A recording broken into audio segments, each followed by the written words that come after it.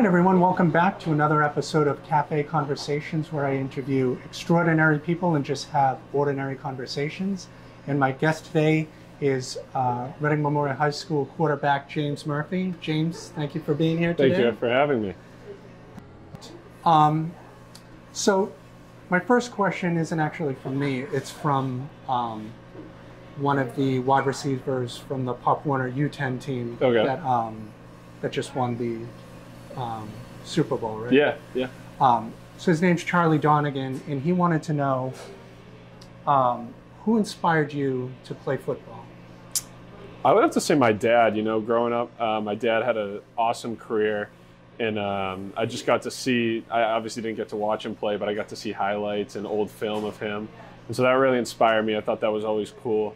And then watching, just growing up and being in a football household and in a football world, like all my friends, we love football. So just growing up and watching it and playing flag football as a kid, that really inspired me to play today.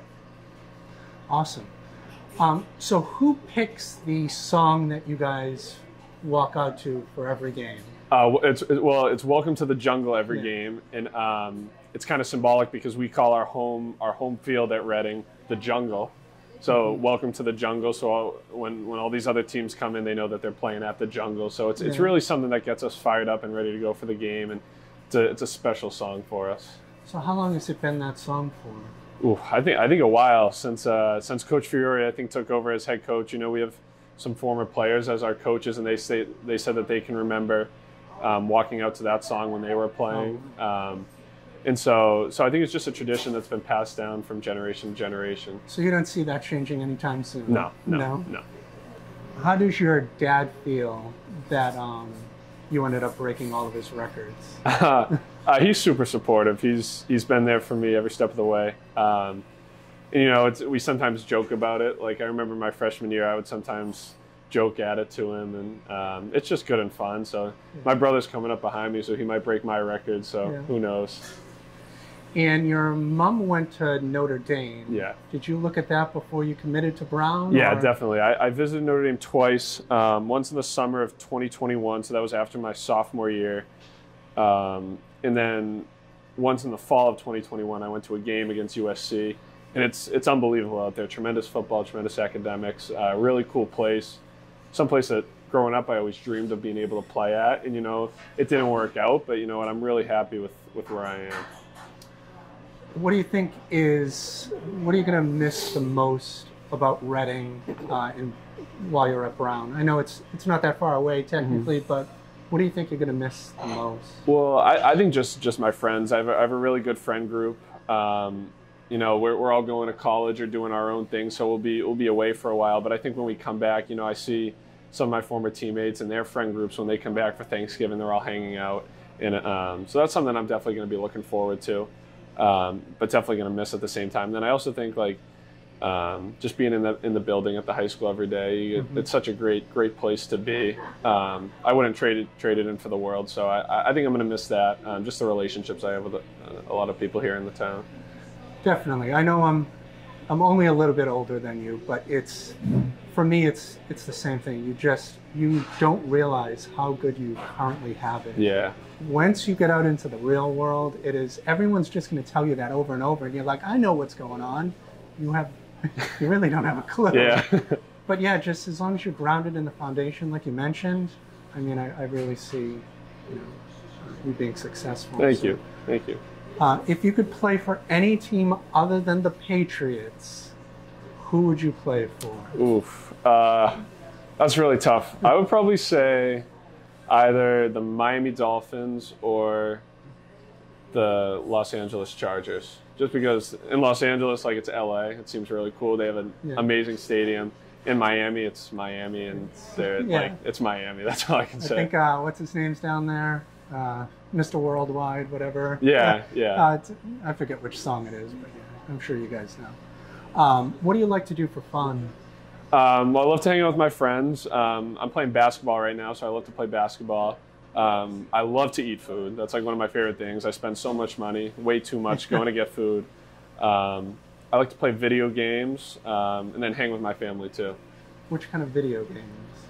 So right now I'm playing some Call of Duty and some Madden. Back in the day it was Fortnite. You know, I was a big Fortnite guy, but that's kind of out the window now. So Call of Duty and Madden mostly. Yeah.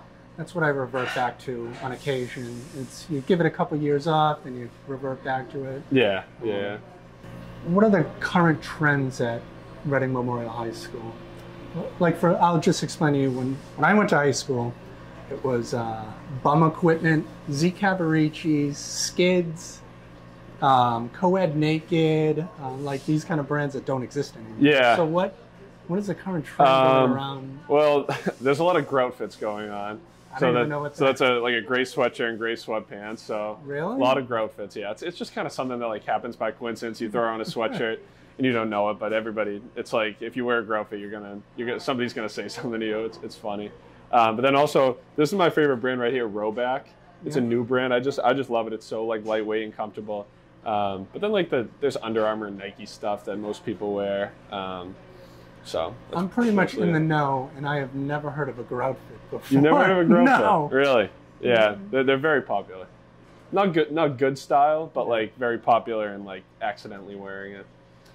So I saw a video of you recently playing basketball with somebody in a wheelchair. Is that something that you devote some of your time to, or how did that come about? Yeah, so we were for SNL. Mr. McFadden, he runs SNL, and he does this camp up in Andover that me and some of my buddies go and work, and we're doing dribbling skills with the kids, and then we noticed the kid on the sideline who was in a wheelchair. His name's Jack, and his brother was doing the camp actually, and so we brought him in to participate in the camp. He originally wasn't, and so I think it was a really cool thing where it didn't happen like on purpose. He didn't sign up, but he was there.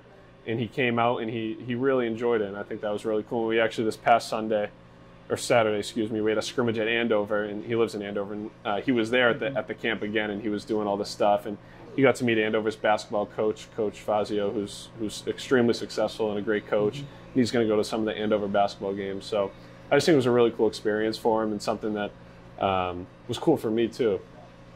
So you didn't think he would have been involved if you didn't just make that initial outreach to just have him be involved? Yeah, so originally he wasn't signed up, but then me and Mr. McFadden and my buddy Luke were at the camp, and we kind of just brought him in, and it was a unique thing. That's awesome. Yeah. If you could have dinner with anyone, past or present, who would it be? Oh, that's really tough.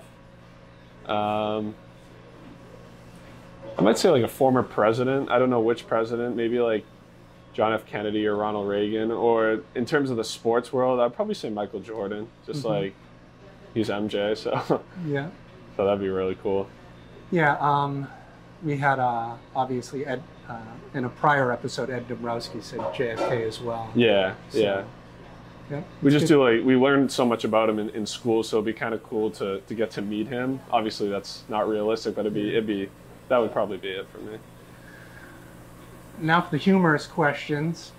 Would you rather wrestle 1 duck-sized horse or 50 horse-sized ducks? And why? 50 horse-sized ducks. I feel like I could just pick one of them up and just like start to use it as a weapon. You know? Against the other duck-sized horses? Horse-sized ducks? Yeah. And then finally, the same question I've been asking everybody. Yep. Reading has a very competitive bagel market. We have Perfecto's, House of Bagels. Yep. And Bagel World. Yeah. Do you have a favorite? I do. It's Bagel World. I was there today. I'm like 5% bagel. Like my body's like 5% bagel. I go there like every day. Bagel World's the best. What do you get for a bagel there? Today I got a BLT on a plain bagel toasted, but usually I usually go in the morning, but like before school or something. So sausage, egg, and cheese. They have a really good like barbecue sauce that you can put on it. That's what I get. Yeah, it's the James River sauce. So, I'm a big Bagel World guy. Perfect. Yeah. All right. Well, thank you, James, for participating in this episode of Café Conversations, where I interview extraordinary people and just have ordinary conversations. And good luck at Brown and in your future. Thank you very much. You have a bright one ahead of you. Thank you. Just remember where you came from. All right. I definitely will.